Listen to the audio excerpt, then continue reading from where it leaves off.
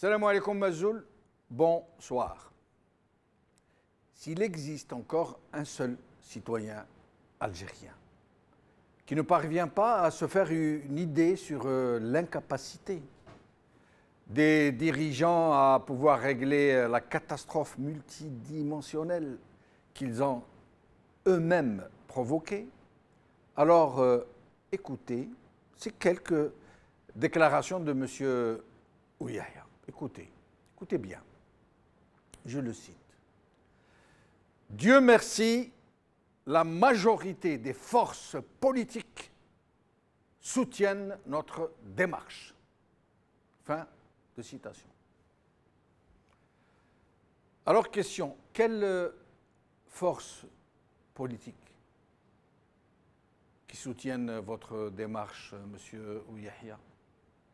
Le FLN, le RND, les islamistes domestiques, les épiceries politiques qui se bousculent au râtelier, du JTA. Quelle force politique? Lorsqu'on sait que les dernières législatives ont été bouclées avec un chiffre effrayant, boudé par plus de 75% des électeurs élus, 75% des électeurs élus qui sont abstenus, qui ont boycotté plutôt. Et que parmi ces 25% de gens qui ont voté, en comptant la fraude et le bourrage des urnes, 10% des votants, de ceux qui ont mis une enveloppe dans l'urne, 10% de l'aveu de votre propre gouvernement, enfin de celui qui vous a précédé, 10% des votants ont mis des bulletins nuls dans les urnes parce qu'ils ont eu peur, ils étaient obligés de voter. Et dans les 10% de bulletins nuls, plus de la moitié étaient des militaires qui ont été forcés de voter dans les bureaux de vote civil et qui ont voté nul. C'est dire que même en votre sein, ça ne va pas très bien. Dieu merci, la majorité des forces politiques soutiennent notre démarche. Une autre déclaration du même M. Ouyahia devant les sénateurs. Il aura parlé du recours à la planche à billets. Et pour les convaincre, qu'est-ce qu'il leur a dit, à votre avis? Écoutez ce qu'il leur a dit. Je le cite. Sans la planche à billets, les salaires des députés et des sénateurs ne peuvent être payés. Les salaires des députés et des sénateurs. La politique à l'algérienne. Un Premier ministre qui sait combien les députés et les sénateurs sont attachés viscéralement avec leurs serres et leurs canines et leurs crocs à leur salaire et qui a donc trouvé la méthode la plus simple de leur faire toucher le problème du doigt. Si vous n'êtes pas d'accord, même vous, vous ne serez pas payé, députés et sénateurs. Une autre du même monsieur que je recite. Nous sortirons de la crise dans 3 ans, précisément. Et aussi, dans la même foulée, je le recite, je promets un retour à la normale dans 1 an ou 1 an et demi. Donc, un retour à la normale. OK.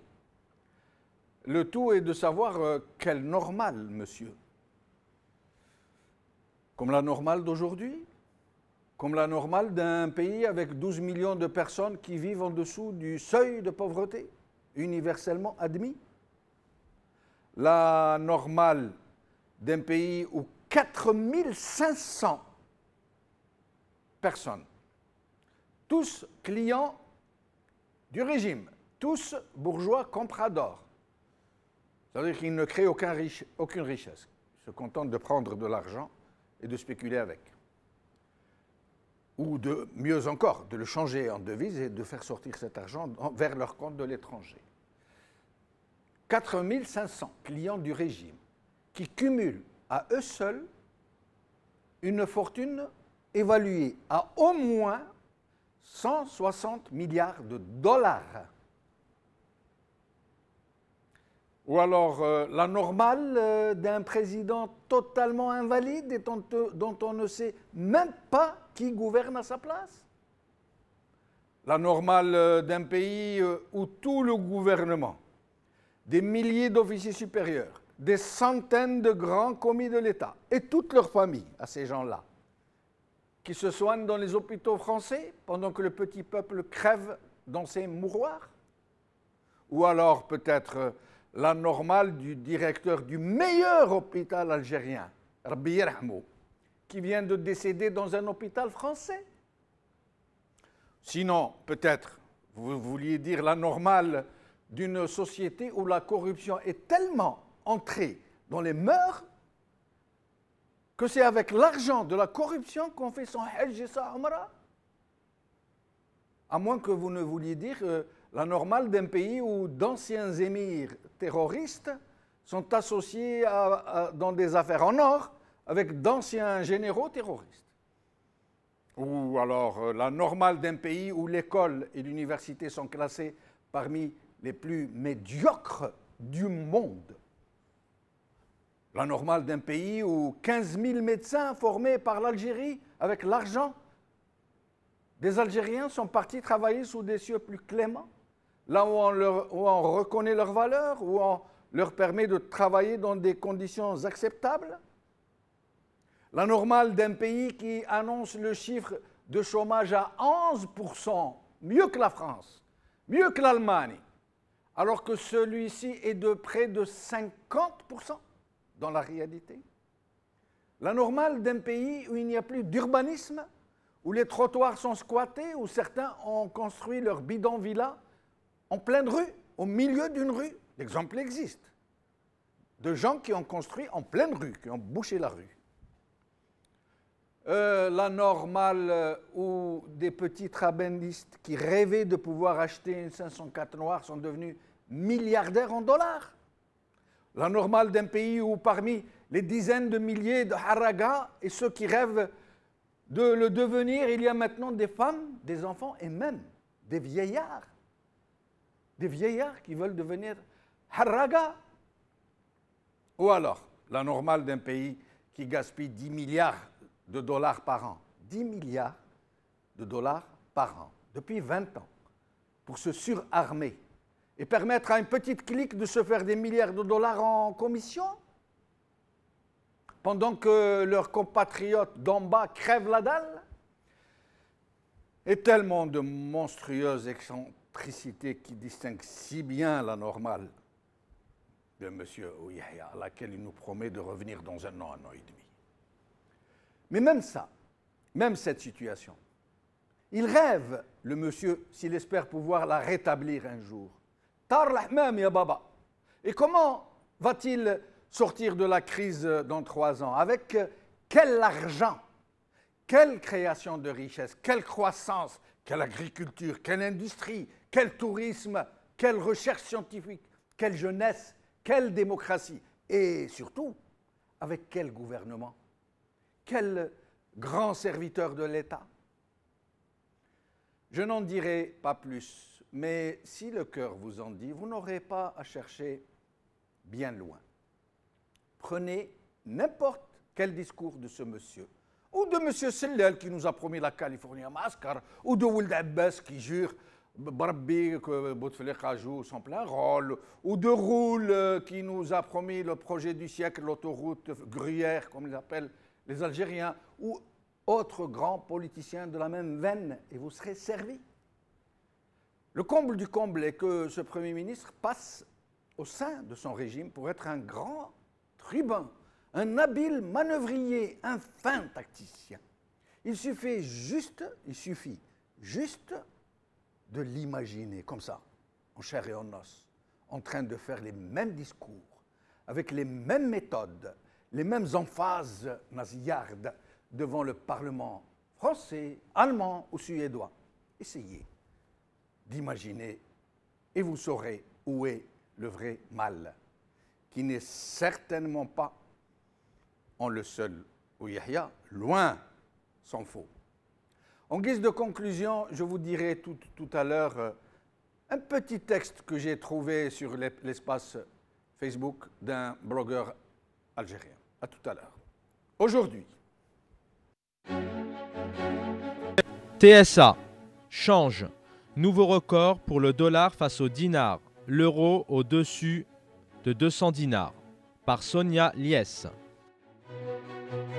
El Watan. L'appel du Premier ministre aux terroristes.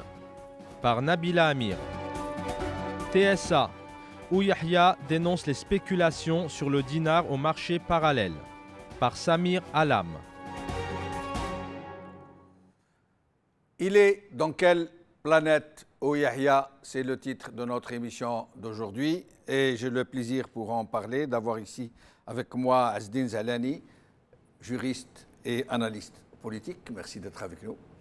Je vous remercie, monsieur. Merci. Alors au téléphone, j'ai le plaisir donc d'avoir Farhat Taïtali, expert financier, très connu maintenant, qui n'est plus utile de présenter, et Jamel Benyoub, secrétaire national du RCD aux affaires juridiques. Farhat Taïtali, merci d'être avec nous. Farhat Taïtali. Bonsoir. Bonsoir, Farhat Taïtali. Alors, il est dans quelle planète, Yahya, Farhat Taïtali? Il est dans sa propre planète, c'est Jamal.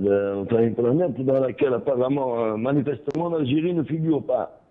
Parce que j'ai comme l'impression qu'il a sa propre Algérie qui est fabriquée dans un cocon où il est pratiquement dorloté par des parrains qui ont régulièrement besoin de le remettre en scène pour des motifs qui n'ont strictement rien à voir avec la politique générale telle qu'on la conçoit.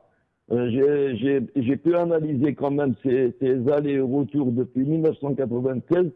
Ça a toujours été tributaire des mêmes cercles, des mêmes combines et des fois des mêmes marchandages au sein du régime. Ça n'a strictement rien à voir avec une compétence qu'il n'a pas et qu'il n'aura jamais, et encore moins avec ses qualités de tribun parce qu'il n'a jamais débattu avec aucune partie sans être entouré d'au moins une centaine de chahuteurs qui empêchent la partie adverse justement de terminer sa phrase.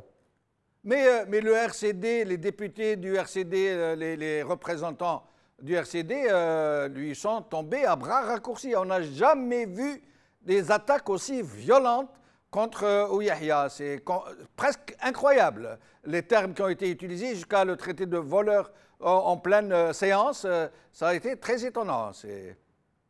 Non, ça ne m'étonne pas. De toute façon, depuis la première mandature de 97, dont tout le monde connaît la massivité de la fraude, de toute façon, elle n'était pas massive, elle était systématique, où le RCD avait quand même eu 19 sièges qu'il avait acceptés.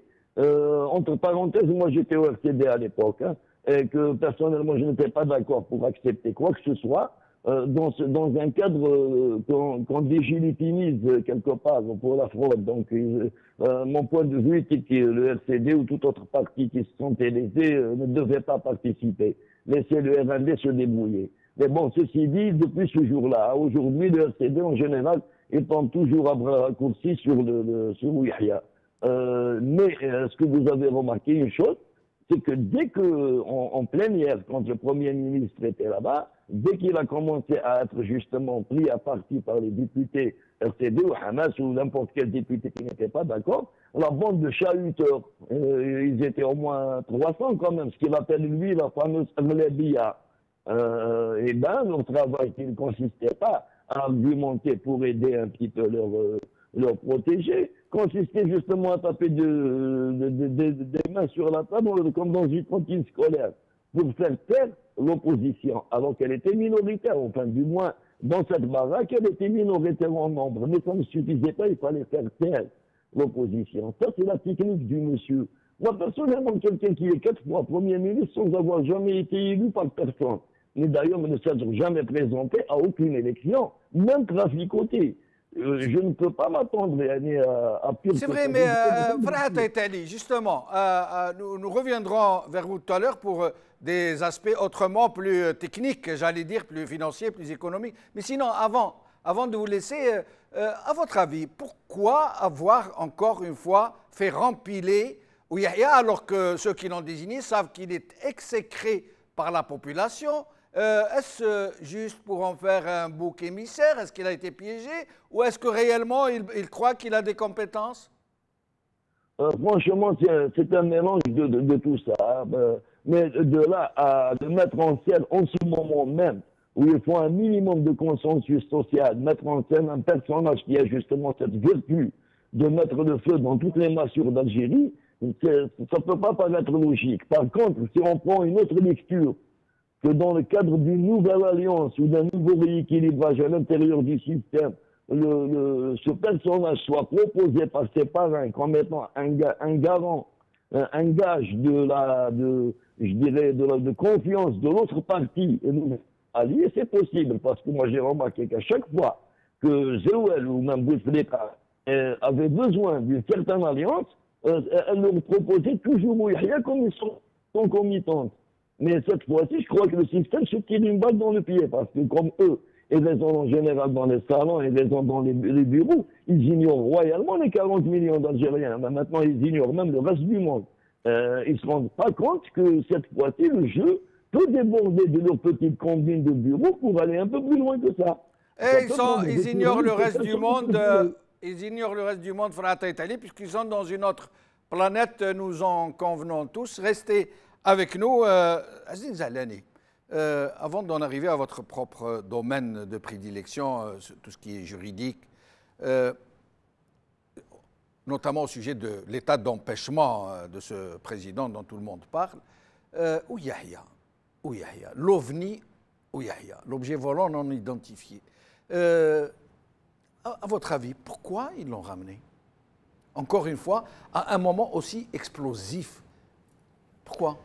Je ne sais pas, je ne suis pas dans le secret de ces dieux. Non, mais votre avec avis... un tout petit dé, il y a des gens qui se prennent justement pour ceux qui ne sont pas. Le pays est dans une situation extrêmement difficile. Maintenant, la nomination de Yahya, qui est Rani al-Tarif, comme on dit, qui est connu, très connu, y compris pour son expérience au sein du pouvoir, c'est une chose qu'on ne peut pas ignorer. Je ne sais pas si c'est un piège tendu à Yahya par ses adversaires de l'amener maintenant, alors que pendant ces dernières années, à la période de la fameuse Bahbouha, c'est on en avait tout le monde sauf lui. C'est l'aile qui faisait, n'est-ce pas? Qui faisait sa Californie à Mascara. Voilà, tout à fait. Peut-être à l'époque, il fallait un homme peut-être qui serrait la ceinture, comme Yahya. On aurait peut-être pu avoir... Mais ce n'était pas le moment du serrage de ceinture. Alors, c'était le moment du gaspillage. Voilà. Et bon, maintenant, je ne sais pas si c'est un cadeau empoisonné. Je ne sais pas si Yahya n'était pas obligé d'accepter, sinon de disparaître aussi de la scène politique ultérieure. Parce que la scène politique ultérieure va changer. Peut-être pour le griller définitivement pour ses, soit pour le griller ses ambitions présidentielles. Soit pour le griller, pour ses éventuelles ambitions qui sont légitimes. Oui. Légitimes, c'est trop mais bien. Ils ont grillé beaucoup. Ils en ont grillé beaucoup. Oui. Et paradoxalement, Yahya a eu une longévité par rapport aux autres chefs du gouvernement. Si on prend depuis 88, tous les chefs du gouvernement, une fois partis, sont partis enterrés définitivement. Oui. Lui, c'est le il seul. est inusable. Peut-être parce qu'il a un parti, mais aussi peut-être pour d'autres raisons. Pourquoi vous pensez que le RND est un parti? Très franchement. Je pense que le RND est à l'image du FLN. Non, mais le FLN, c'est un parti. Les autres partis aussi, les petits partis, les micro-partis, sont des partis administratifs. Il y a très peu de partis indépendants en Algérie. Il y en a pratiquement pas. Quand on a un parlement où figurent des partis, que ce parlement a été élu par moins de 25% d'Algériens, dans un grand nombre, 1 million de bulletins nuls, est-ce que ces gens sont des forces qui représentent quelque chose? Si ma mémoire est exacte. Moi, je crois que c'est 1 million, mais enfin, à la limite, un grand nombre de... ça veut dire un Parlement qui a été élu à moins de 30%, avec des bulletins nuls, avec de la fraude. Quel parti il y a dedans, hormis les petites formations qui, comme le RCD, aujourd'hui, viennent un peu de taper sur la table et de démontrer que, quoi qu'il en soit, ils sont là. Mais sinon, le RND, le FLN, il est où? Mais quelle que soit la position où vous êtes en Algérie, on a l'institution la plus importante par ses fonctions et ses prérogatives, en l'occurrence la présidence de la République, le président de la République, qui n'est pas présent, dont le poste est vacant d'une manière notoire. Ce n'est pas ce que dit Ould Abbas, ce n'est pas ce que dit, ce qu'il veut, ce n'est pas ce que dit le président du Sénat. Il n'est pas chargé de le dire. Mais la notoriété en droit n'a pas besoin de preuves. Le président de la République est notoirement... C'est un fait de notoriété publique. De notoriété publique. Qui a été remarqué juste après, surtout, les fameuses photos Valls et les images Valls qui ont circulé sur des télévisions étrangères, où on voyait le président saliver sur son col de chemise, où on le voyait presque en train de s'évanouir. Et donc, il n'y a aucun Algérien qui n'ait vu de ses yeux le président dans un sale état. L'incapacité réelle, totale, du président de la République d'exercer ses missions depuis très longtemps. Mais François Hollande nous a dit qu'il est d'une grande alacrité. Brahimi, l'Akhdar Brahimi vient le voir souvent. On le voit en train d'échanger avec lui des gestes comme ça, comme s'ils parlaient ensemble. À propos des présidents français, y compris Sarkozy, mais depuis Chirac, ils ont eu le chef d'État des pays occidentaux, des pays du Golfe et autres, etc., qu'ils ont placé en 99, n'est-ce pas, avec leur bénédiction, au sortir de la pression des années 90 sur notre pays. Il a été adoubé, ce monsieur, par ses forces. Et maintenant, et bien entendu, Sarkozy, ou pas, bien avant lui, M. Chirac, il a légitimé dans des bains de foule en Algérie. Et puis, Hollande, qui invente un mot qui est très peu connu, l'alacrité. Il était étonné donc des élans de force, de jeunesse du président de la République. Il ne prend pour qui? L'appel est lancé, si vous me permettez, sur votre chaîne. Je vous en prie. Au peuple français, dont l'avenir avec le peuple algérien est extrêmement soudé, ne serait-ce que par la présence de millions de Français d'origine algérienne ou d'Algériens ayant la double nationalité en France. Si jamais la situation d'Algérie continue à s'aggraver, parce qu'elle est très grave, il y aura au moins 2 millions d'Algériens résidant en Algérie bénéficiant de la double nationalité. Ou de visa de circulation. Ou... Bénéficiant de la double nationalité, c'est-à-dire des Français en titre. Qui vivent en Algérie. Qui vivent en Algérie et qui se retrouveront dans les semaines en France. Et ça, c'est un danger pour l'État français. Ça veut dire un flux migratoire qui n'est pas prévu. Sans compter le flux migratoire qui risque, et ils le savent, les Français. Donc on peut faire, en tant que citoyen algérien, un appel à la conscience.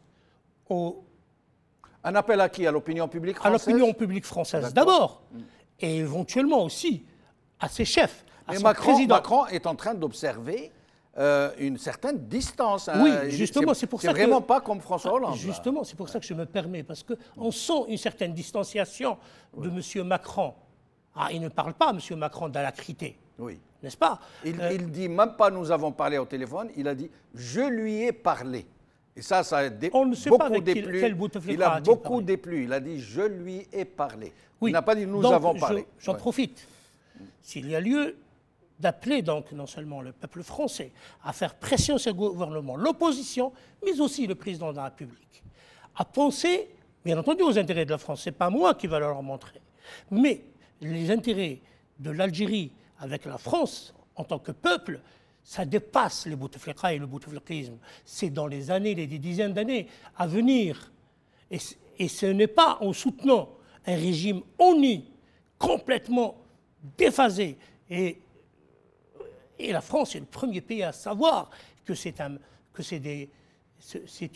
une bande de malfaiteurs. Mais les gouvernements français, malheureusement, ont toujours soutenu le régime algérien. C'est une véritable constante. Restez avec nous. Je reviens à vous Chirac dans un moment. A refusé a insisté sur un certain nombre de conditionnalités pour rencontrer le président Zaroual à l'ONU.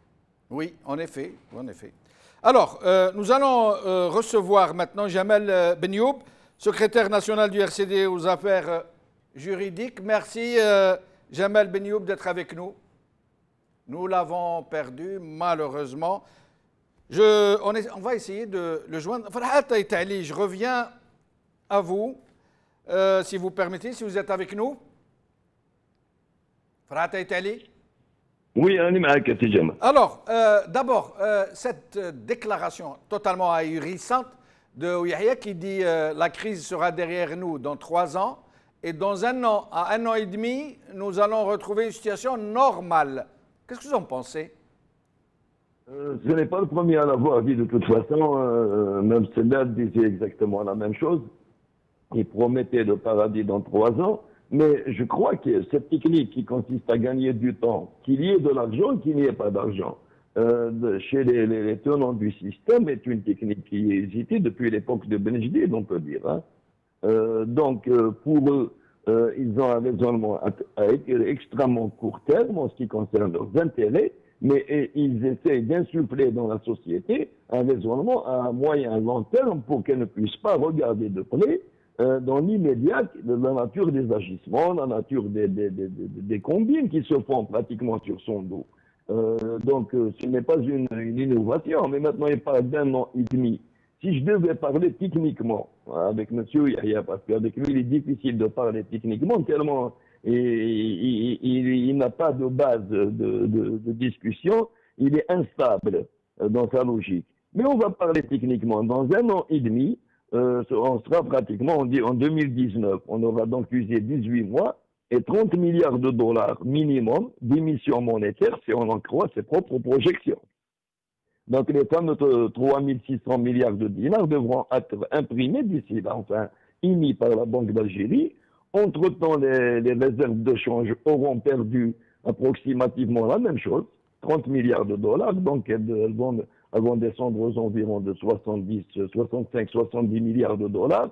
Ainsi, on aura quand même une affaire de 17 000 milliards de dinars d'émissions monétaires 17 locales. 000 milliards.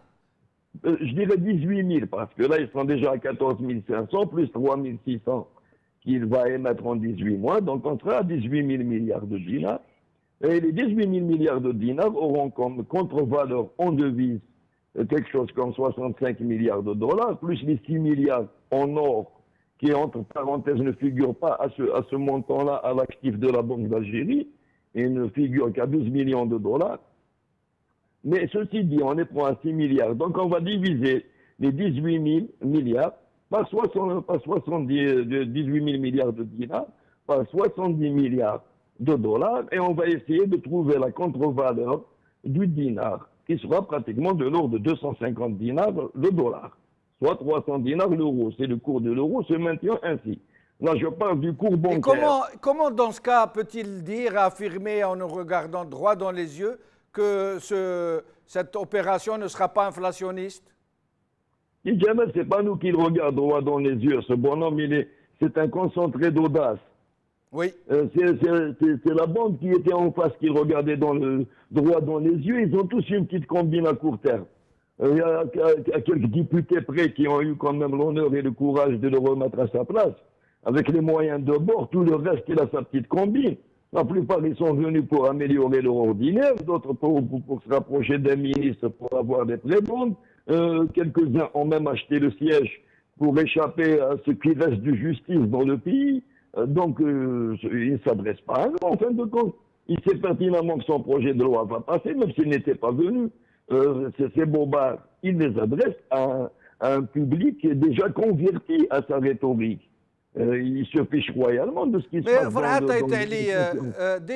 déjà, avant même que l'opération ne soit mise en branle, le taux de change parallèle à Port Saïd a déjà flambé. En échange, l'euro contre 220 dinars, nous a-t-on dit. Écoutez, c'est Jamal dans les pays qui se respectent. Quand un Premier ministre parle économie, les bourses, elles tremblent, surtout quand il parle de crise ou de problème. Mais ici, quand un Premier ministre, pourquoi je disais qu'il se fiche royalement d'un résultat de ces bobards, vous dit que à la fin août, il avait quelque chose comme 500 millions de dollars pour les paiements au Trésor, alors qu'il avait besoin de 6 milliards. Donc il lui manquait pratiquement quelque chose comme 90% de ce dont il avait besoin. Et ce monsieur-là ne s'attend pas à ce que la population, qui n'est pas faite de gnous, se précipite justement avec ses petites économies vers une monnaie un peu plus solide. D'après lui, c'est la rumeur. C'est-à-dire cette annonce de Ouyahia a paniqué le marché? N'importe quel être humain normal qui aurait écouté le discours d'Ouyahia jusqu'au bout, cette annonce et d'autres, quand il dit on a traversé l'enfer, on est en plein enfer, avec bien sûr des solutions boiteuses, n'importe quel imbécile sait que ce n'est pas des solutions.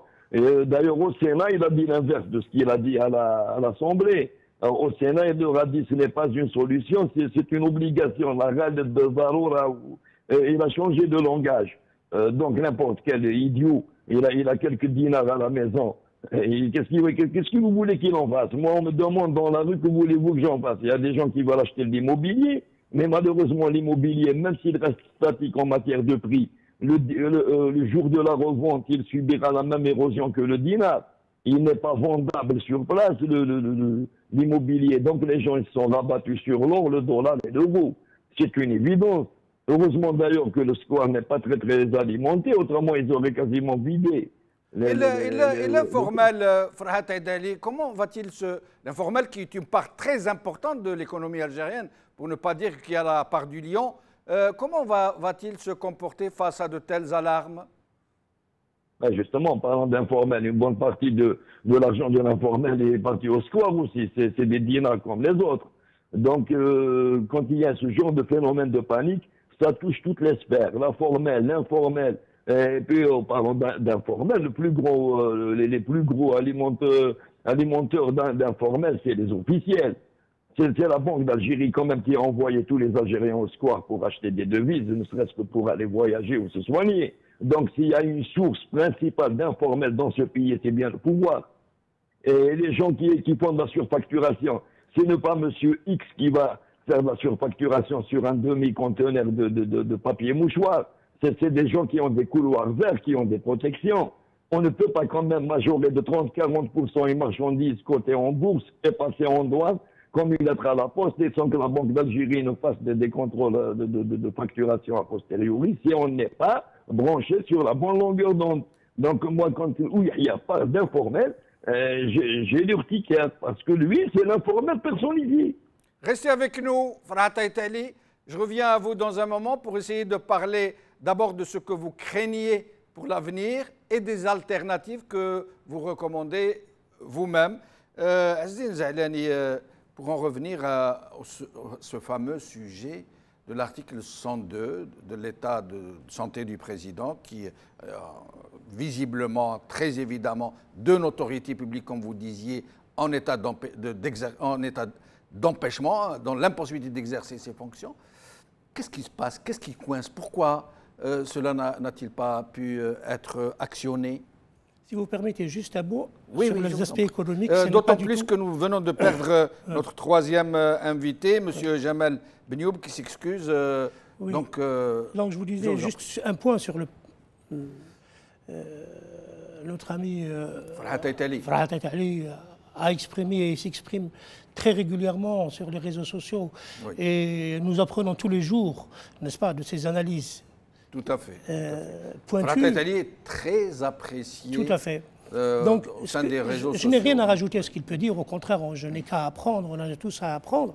Et seulement, je voulais simplement dire, à partir de mon niveau, premièrement, cette histoire de dinars, si on veut récupérer l'argent, oui, qui est dans l'informel, qui est chez les gens, qui n'est pas dans le circuit financier, il suffisait de changer les billets de banque. Les billets de banque. Et à ce moment-là, tout le monde irait changer ses dinars et du même coup seraient obligés de payer leurs impôts, entre autres. Tout à fait, voilà. Mais enfin, deuxième question. Moi, mon avis, sans rentrer dans des détails, qu'ils soient économiques ou autres, sur cette gouvernance, mon avis, je l'ai toujours répété, y compris ici chez vous, C'est vrai. c'est que tout ce qui se passe n'est pas l'œuvre d'une mauvaise gestion ou d'une incompétence des ministres ou des gouvernants ou du président. Ce qui se passe en Algérie depuis maintenant des années et des années, c'est une politique volontaire et volontariste et voulue pour détruire l'Algérie. Et pourquoi? Et ils tireraient Parce que c'est des la branche sur laquelle ils sont eux-mêmes assis. Je les accuse de haute trahison. Il y aurait en Algérie une justice indépendante. Un jour, elle les passerait pour forfaiture. Qui au juste? Ces responsables politiques de haut niveau, que ce soit le président du Conseil constitutionnel, que ce soit le président du Parlement. Là, vous parlez de l'article 102, sur l'état Pas seulement l'article d'empêchement. 102, mais par exemple, non, mais pour quand circonscrire vous avez un peu le... président de l'Assemblée nationale Oui. et celui du Sénat Oui. qui interviennent sur un sujet qui n'est pas le leur et qui argumentent sur la bonne santé du président, si ce n'est pas de la forfaiture, qu'est-ce que c'est? Mais les autres aussi, ce ne sont pas des institutions. Le FLN, le RND, Ceux-là Ould ne Abbas, sont pas dans les institutions. Mais la forfaiture s'applique à quelqu'un qui exercent des qui charges exerce des charges de institutionnelles. fonctions importantes. Forfaiture. Forfait. Il pourrait être accusé demain de forfaiture pour avoir juré que le président exerce ses charges. Entre autres. Normalement. Entre autres. Entre autres. Entre autres. D'accord. Donc, ce que fait ce gouvernement-là est on le voit, il faut pas, ce n'est pas de l'incompétence. C'est une politique pour détruire. Ça a commencé dès le début. Par mille et une, en distribuant de l'argent partout aux jeunes, etc., en achetant les consciences, la moralité, énormément de domaines sur lesquels je n'ai pas envie de m'étaler. En désignant c'est incroyable, des Sellel à la tête de gouvernement, des Ould Abbas à la tête de parti maison. Ça ira, s'il continue encore comme ça ira encore dans le plus vulgaire, je veux dire, dans le comportement. Non, mais l'article 102, pour en revenir à l'article 102, pourquoi on n'arrive pas à le faire appliquer, cet article? Il est inapplicable? Bon, il y a des raisons techniques très simples. Oui. L'article 182 de la Constitution dispose que le Conseil constitutionnel est une institution indépendante, je dis bien indépendante, chargée de veiller au respect de la Constitution. Voilà ce que dit l'article 182. Et c'est pour ça qu'il lui donne la faculté de s'auto-saisir. S'auto-saisir. Personne ne l'a saisi. Personne. Il s'auto-saisit. D'accord. En cas de crise de ce genre. Oui. Donc l'article 180 stipule cette institution, elle est indépendante. Oui. Indépendante. Indépendante, c'est ce qu'ils disent. Hein, indépendante. Et ils disent beaucoup de choses. Elle veille au respect de la Constitution. Voilà son travail. D'accord. Qu'est-ce qu'il dit l'article 183 qui vient après? Il dit que les membres de cette institution, les 12 membres de cette institution, dont 4 sont nommés par le président de la République. Président et vice-président. Oui. Nommés par le président de la République. Les 2 autres sont l'APN, l'Assemblée nationale, le Sénat, la Cour suprême. Mais en fait, tout le monde est nommé par la fratrie Bouteflika. Voilà. Tout le monde sont nommés. Les présidents de l'APN et du Sénat sont nommés par le président de la République. Donc le président de la République nomme le Conseil constitutionnel, tous ses membres, le président et le vice-président compris. Et comment voulez-vous qu'ils soient indépendants pour pouvoir déclarer sa vacance? D'après vous, mais c'est le cas en France aussi. Le Conseil constitutionnel est désigné, il n'est pas élu. Partout, un peu partout. Il y a des garanties en France qui n'existent pas en Algérie. Au niveau de la, y compris pour la magistrature et autres, etc. L'autonomie de la magistrature. Pourquoi moi, ce que j'aimerais que vous nous expliquiez. En France, existe, en Algérie. Ce que j'aimerais que vous nous expliquiez, Azdine Zalani, c'est que pourquoi a-t-on précisé 2 choses? Que le Conseil constitutionnel s'autosaisit. Il n'y a aucune autre possibilité de le saisir. Il n'y a que lui qui peut s'autosaisir. Et d'un, ça ressemble un peu à un verrou. Et de 2, la fameuse disposition qui dit que la proposition du Conseil constitutionnel à la doit passer par un circuit. Elle doit se faire à l'unanimité. Oui. Ça veut dire si un seul membre n'accepte pas, la proposition est annulée sans possibilité de recours. Est-ce que ce n'est pas un verrou? Quand j'ai fait appel, moi, au printemps dernier, sur votre chaîne, ici même, à l'application, de l'article 102 en interpellant d'une manière très forte M. Meddelsi. Oui, très forte en effet, pour le moins qu'on puisse dire. Voilà, c'est le moins qu'on puisse dire, et il a bien saisi cette question-là. Comment vous savez qu'il a bien saisi? Je le sais, parce qu'il a essayé d'envoyer des intermédiaires. À vous? À moi, oui. Pour vous faire taire? Pas vraiment pour me faire taire, mais pour me dire de calmer le jeu. D'accord. Okay. Et moi, j'ai répondu à ça en éminent émissaire, je citerai peut-être un jour, oui. que, parce qu'à l'époque on parlait de sa venue à Paris, alors qu'il est nommé pour une période de 9 ans, je crois. 8 ans. 8 ans au Conseil constitutionnel. 6 ans, et puis ça a été ramené à 8 ans. Voilà. Ouais. Et on a parlé de sa venue sur Paris. Je dis, s'il vient sur Paris, je vais m'en régaler. M'en régaler. Dis-le lui. Vous considérez qu'il est le principal frein à cette procédure du 102? Bien sûr que non. Lui n'est qu'un jouet. Moi, je me suis simplement tenu à la formalité. Mais lui, est-ce qu'il est passible de forfaiture demain? Il est passible de forfaiture.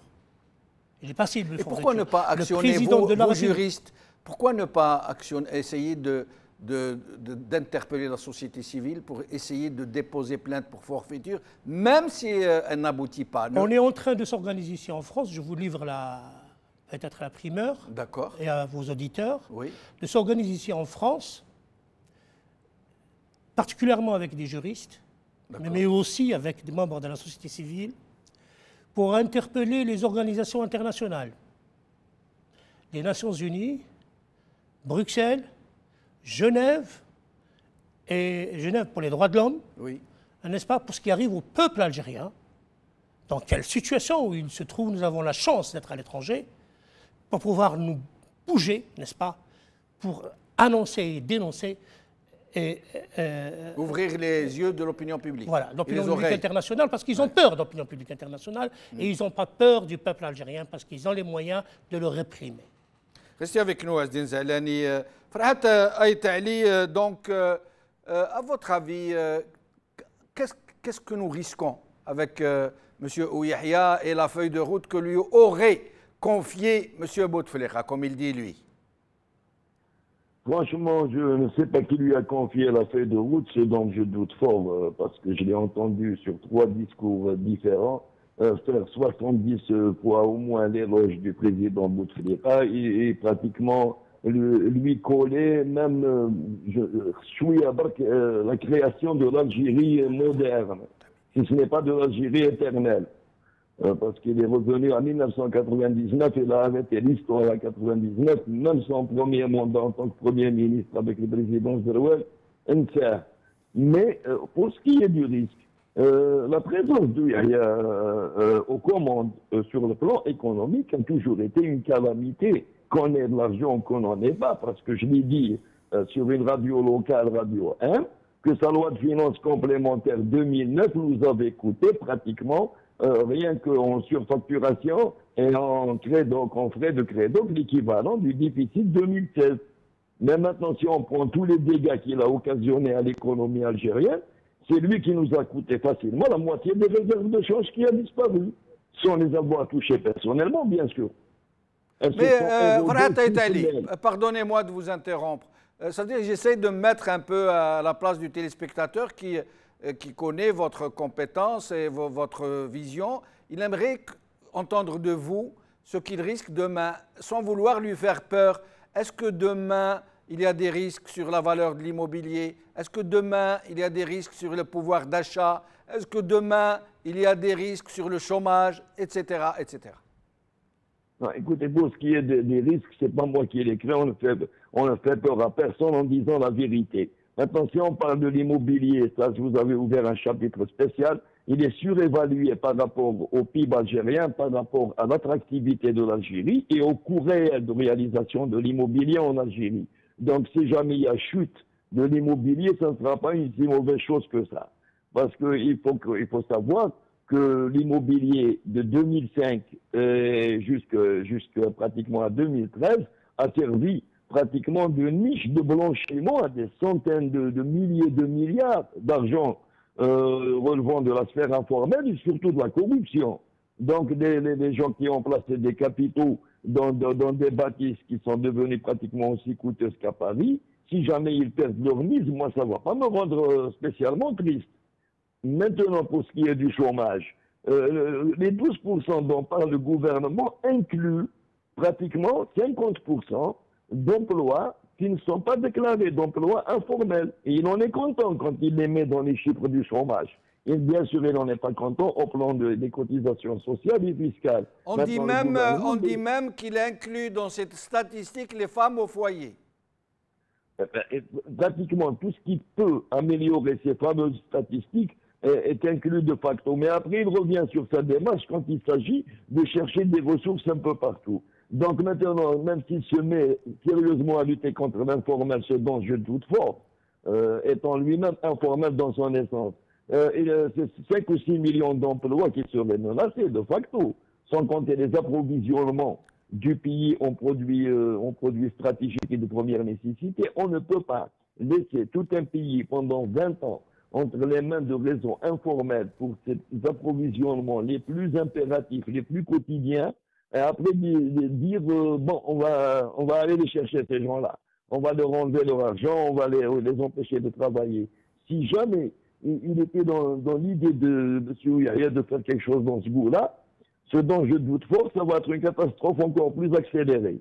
Il risque d'avoir à peu près le même syndrome qu'en 2011. Un arrêt total de toutes les distributions, de tous les réseaux d'alimentation des populations ont besoin de première nécessité. Et là, je ne garantis pas la suite. Hein. Ce monsieur a été à l'origine de la création de tous ces goulots d'étranglement. Il a été à l'origine, moi je ne parle pas de la personne elle-même seulement, je parle des textes qu'il a signés. Ce monsieur ne sait pas ce que c'est que la loi. Il signe des instructions confidentielles qu'il envoie à des subdivisions de l'État qui sont anticonstitutionnelles, qui ne sont même pas conformes aux lois en vigueur. C'est le monsieur qui est capable d'outrepasser la loi, d'outrepasser le droit, et même éventuellement la morale, quand il s'agit de faire passer ce qu'il croit être une belle trouvaille. Donc, je ne peux pas attendre de ce monsieur qu'il règle tous les problèmes dont il est pratiquement à 90% à l'origine. Merci, Farhat Ait Ali, en espérant vous revoir plus souvent et très bientôt dans cette émission. Avant de vous donner le mot de la fin, on arrive bientôt à la fin de l'émission, j'aimerais, comme je l'ai promis au début de cette émission, lire un petit texte, 3 lignes que j'ai trouvé sur le Facebook chez un blogueur, Filali Sidali. Je vais vous le lire, juste vous le lire, sans aucun commentaire. Alors voilà ce qu'il écrit. On a demandé une fois à Yamaha, le célèbre supporter du CRB assassiné par les terroristes en 1995, que feras-tu si un jour tu es président de l'Algérie? Il a répondu, ceci.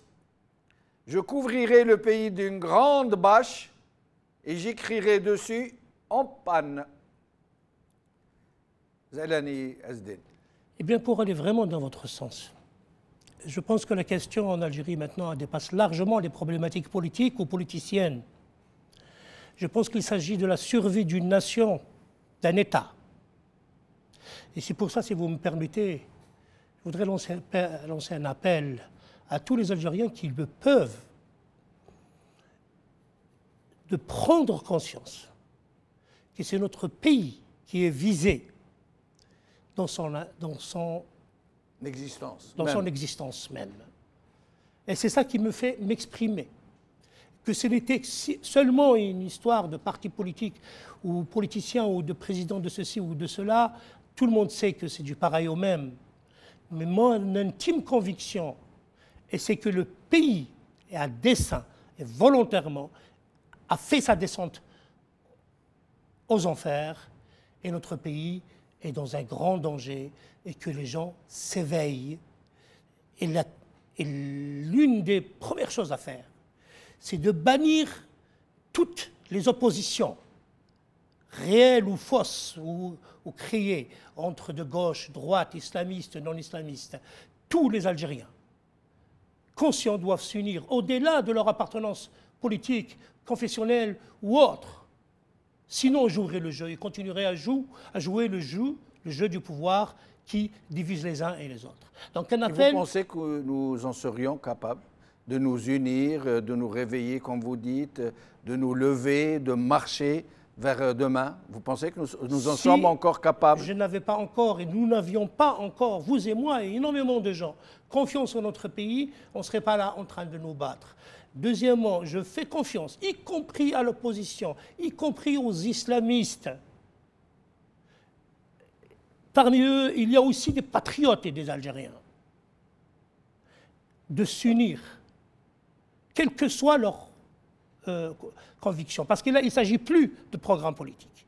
Il s'agit de sauver le pays. On ne choisit pas les pompiers pour éteindre l'incendie. Pardon? On ne choisit pas les pompiers. On ne choisit pas les pompiers. Celui qui a la bonne intention de venir sauver le pays parce qu'il a l'amour de ce pays, qu'il le fasse. Et qu'on se rassemble. Merci Azdine Zalani, merci Farhat Aitali. Je suis désolé d'avoir perdu Jamal Benyoub. Merci à vous, chers amis téléspectateurs, de nous avoir prêté votre attention. Merci beaucoup.